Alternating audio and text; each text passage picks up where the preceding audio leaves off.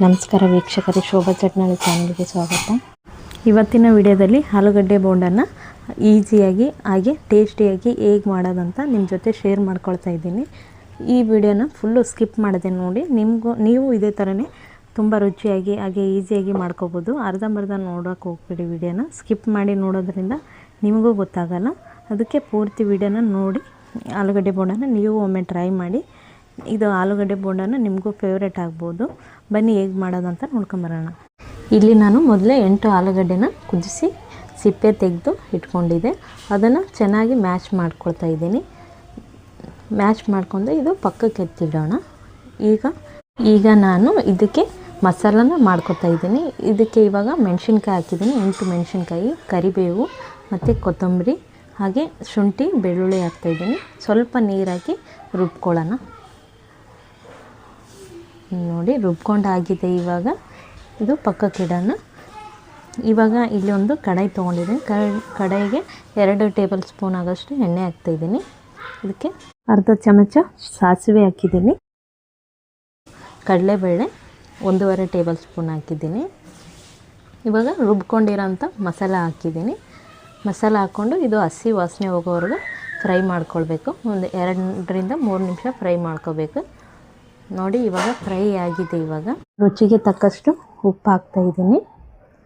ಅರಿಶಿನ ಹಾಕ್ಬಿಟ್ಟು ಇದನ್ನು ಮಿಕ್ಸ್ ಮಾಡ್ಕೊಳ್ಳೋಣ. ಚೆನ್ನಾಗಿ ಮಿಕ್ಸ್ ಮಾಡಿದ ನಂತರ ಮೊದಲೇ ಬೇಯಿಸಿ ಇಟ್ಕೊಂಡಿದ್ವಲ್ಲ ಆಲೂಗಡ್ಡೆನ ಮ್ಯಾಶ್ ಮಾಡಿದ್ದು ಆಲೂಗಡ್ಡೆನ ಹಾಕ್ಕೊಳ್ಳೋಣ.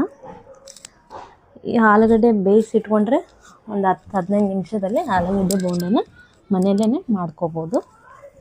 ಇವಾಗ ಎಲ್ಲ ಆಲೂಗಡ್ಡೆನ ಹಾಕಿದಾಗಿದೆ. ಇದು ಚೆನ್ನಾಗಿ ಮಿಕ್ಸ್ ಮಾಡ್ಕೊಳ್ಳೋಣ. ನೋಡಿ ಸ್ಮೂತ್ ಆಗಿದೆ ಇದು.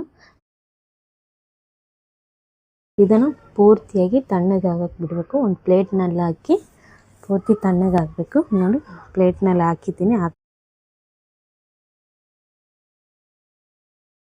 ಫುಲ್ಲು ತಣ್ಣಗಾದ ನಂತರ ಉಂಡೆ ಕಟ್ಟಬೇಕು. ನೋಡಿ ಇದು ಪೂರ್ತಿ ಕಂಪ್ಲೀಟಾಗಿ ತಣ್ಣಗಾಗಿದೆ. ಇವಾಗ ನಾವು ಉಂಡೆ ಯಾವ ಸೈಜಲ್ಲಿ ಬೇಕೋ ಆ ಸೈಜಲ್ಲಿ ಉಂಡೆ ಮಾಡ್ಕೋಬೋದು. ನಿಮಗೆ ದೊಡ್ಡದು ಬೇಕಾದರೆ ದೊಡ್ಡ ಉಂಡೆಗಳು ಮಾಡ್ಕೋಬೋದು, ಚಿಕ್ಕದು ಬೇಕಾದರೆ ಚಿಕ್ಕದು. ನಾನು ಇಲ್ಲಿ ಮೀಡಿಯಮ್ ಸೈಜಲ್ಲಿ ಉಂಡೆ ಮಾಡ್ತಿದ್ದೀನಿ. ನೋಡಿ ಈ ಸೈಜಲ್ಲಿ ಎಲ್ಲನೂ ಇದೇ ಥರನೇ ಉಂಡೆ ಮಾಡ್ಕೊಳ್ಳೋಣ, ಒಂದೇ ಸೈಜಲ್ಲಿ. ಇವಾಗ ಲಾಸ್ಟ್ ಉಂಡೆ ಕಟ್ತಾ ಇದ್ದೀನಿ ನೋಡಿ. ಇವಾಗ ಕಟ್ಟೋದಾಯ್ತು, ಇದು ಉಂಡೆ ಮಾಡಿದಾಯಿತು. ಇವಾಗ ನೋಡಿ ಇಷ್ಟು ಆಲೂಗಡ್ಡೆನ ಇಷ್ಟು ಉಂಡೆಗಳಾಗಿದ್ದಾವೆ ನೋಡಿ.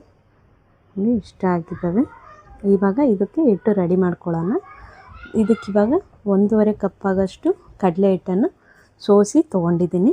ಇದು ಸೋಸಿ ತೊಗೋದ್ರಿಂದ ಗಂಟುಗಳಾಗಲ್ಲ ಮಿಕ್ಸ್ ಮಾಡುವಾಗ. ಅಜ್ವಾನ ಹಾಕಿದ್ದೀನಿ, ಅರ್ಧ ಟೇಬಲ್ ಸ್ಪೂನ್ ಉಪ್ಪು ಹಾಕಿದ್ದೀನಿ, ಅರಿಶಿನ ಹಾಕಿದ್ದೀನಿ, ಸೋಡಾನು ಹಾಕಿದೆ. ಅದು ವಿಡಿಯೋದಲ್ಲಿ ಡಿಲೀಟ್ ಆಗಿಬಿಟ್ಟಿದೆ.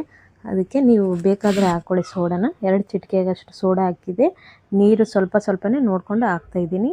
ಇವಾಗ ಮತ್ತೆ ನೀರು ಬೇಕಾಗಿದೆ, ಅದಕ್ಕೆ ನೀರು ಹಾಕ್ತಾಯಿದ್ದೀನಿ. ಒಟ್ಟಿಗೆ ನೀರು ಹಾಕೋಕೆ ಹೋಗಬೇಡಿ, ಹಿಟ್ಟು ತುಂಬ ಲೂಸ್ ಆಗಿಬಿಡುತ್ತಲ್ಲ ಅದಕ್ಕೆ. ಇವಾಗ ನೋಡಿ ವಿಡಿಯೋದಲ್ಲಿ ಹೆಂಗೆ ತೋರಿಸ್ತಿದ್ದೀನಿ ಅದೇ ಥರನೇ ಮಾಡಿ. ನೋಡಿ ಹಿಟ್ಟಂತೂ ರೆಡಿ ಆಯಿತು. ಇವಾಗ ಇದಕ್ಕೊಂದು ಬಟ್ಲು ನೀರು ತೊಗೊಂಡಿದ್ದೆ, ಅದರಲ್ಲಿ ಅರ್ಧದಷ್ಟು ನೀರು ಖಾಲಿ ಆಗಿದೆ.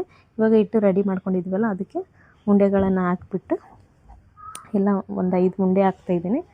ಇವಾಗ ಇದಕ್ಕೆ ಸ್ಪೂನಿಂದನೇ ಹಿಟ್ಟು ಮೇಲ್ಗಡೆ ಹಾಕ್ಬಿಟ್ಟು ಸ್ಪೂನಿಂದನೇ ಕೈಗೆ ಅಂಟದೇ ಇರೋಂಗೆ ಮಾಡ್ಬೋದು. ನೋಡಿ ಈಸಿಯಾಗಿ, ಕೈಗೆ ಎಣ್ಣೆನೂ ಸಿಡಿಯಲ್ಲ, ಏನೂ ಇಲ್ಲ. ಇದೇ ಥರನೇ ಮಾಡ್ತಾಯಿದ್ದೀನಿ ಎಲ್ಲನೂ. ಇವಾಗ ಸ್ಪೂನಿಂದನೇ ಎಣ್ಣೆ ಎಲ್ಲ ಹಾಕ್ತಾಯಿದ್ದೀನಿ. ನೋಡಿ ಎಣ್ಣೆ ತುಂಬ ಬಿಸಿಯಾಗಿರ್ಬೇಕಾ.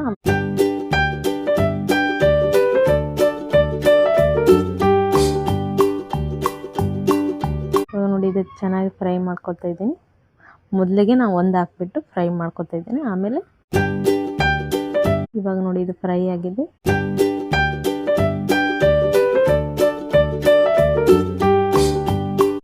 ಇದೇ ಥರನೇ ಎಲ್ಲ ಉಂಡೆಗಳನ್ನು ಸ್ಪೂನಿಂದಾನೇ ಹಾಕ್ತಾ ಇದ್ದೀನಿ ನೋಡಿ.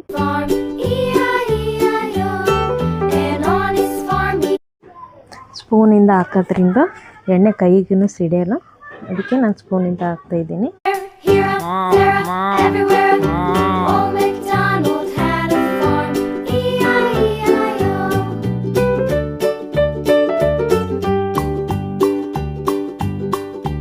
Old MacDonald had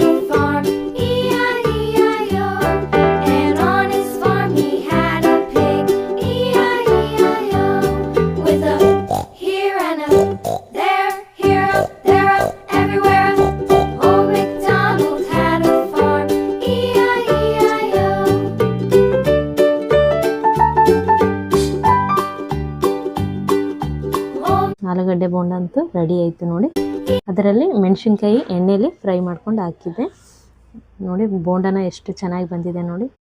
ಈ ವಿಡಿಯೋ ನಿಮ್ಗೆ ಇಷ್ಟ ಆದರೆ ಒಂದು ಲೈಕ್ ಮಾಡಿ, ಹಾಗೆ ನಿಮ್ಮ ಫ್ಯಾಮಿಲಿ ಜೊತೆ ಶೇರ್ ಮಾಡಿ, ಹಾಗೆ ಸಬ್ಸ್ಕ್ರೈಬ್ ಮಾಡೋದನ್ನು ಮರಿಬೇಡಿ. ಈ ಥರ ವಿಡಿಯೋಗಳಿಗಾಗಿ ಫಾಲೋ ಮಾಡಿ, ಹಾಗೆ ಸಪೋರ್ಟ್ ಮಾಡಿ.